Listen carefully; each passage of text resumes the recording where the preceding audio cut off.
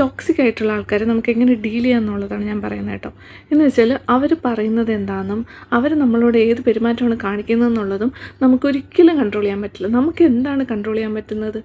അവർ പറയുന്ന കാര്യങ്ങൾ കൊണ്ടും അവർ നമ്മളോട് കാണിക്കുന്നത് പെരുമാറ്റങ്ങളിൽ നിന്ന് നമ്മളതെങ്ങനെ ക്യാരി ചെയ്യുന്നു, നമ്മളതെങ്ങനെ ബാധിക്കുന്നു എന്നുള്ളത് നമുക്ക് കൺട്രോൾ ചെയ്യാൻ പറ്റും. അങ്ങനെ വേണം നമ്മുടെ സമാധാനം നമ്മൾ കണ്ടെത്താനുള്ളത്.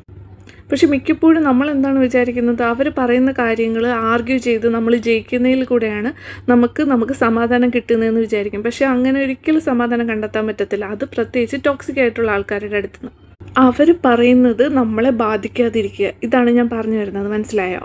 എന്ത് പറഞ്ഞാലും നമ്മളെ ബാധിക്കുന്നില്ല, നമ്മളത് കേൾക്കുന്നു, ഓക്കെ, വിട്ട് കളയുക. പിന്നെ അത് നമ്മൾ മനസ്സിലിട്ട് ഇങ്ങനെ പിന്നെ റീപ്ലേ ചെയ്ത് അതിനെ കുറച്ചുകൂടി കൂടുതൽ റീതിങ്ക് ചെയ്തുകൊണ്ടിരിക്കാതിരിക്കുക. അതാണ് ഏറ്റവും നല്ല വഴി. നമ്മുടെ സമാധാനം കളയാൻ വേണ്ടിയിട്ടാണ് അവരിതൊക്കെ ചെയ്തുകൊണ്ടിരിക്കുന്നത്. അത് നമ്മൾ അങ്ങനെ വിട്ടുകൊടുക്കേണ്ട കാര്യമുണ്ടോ? കേൾക്കുക, വിടുക. പിന്നെ മാക്സിമം അങ്ങനെയുള്ള ആൾക്കാരുമായിട്ട് ദൂരം പാലിക്കാൻ നോക്കുക. ഇപ്പോൾ നമ്മൾ ഫ്രണ്ട്സ് ആണെങ്കിലും കീപ് ഡിസ്റ്റൻസ്, റിലേറ്റീവ്സ് ആണെങ്കിലും കീപ് ഡിസ്റ്റൻസ്. ഇതെനിക്ക് പറയാനുള്ളൂ.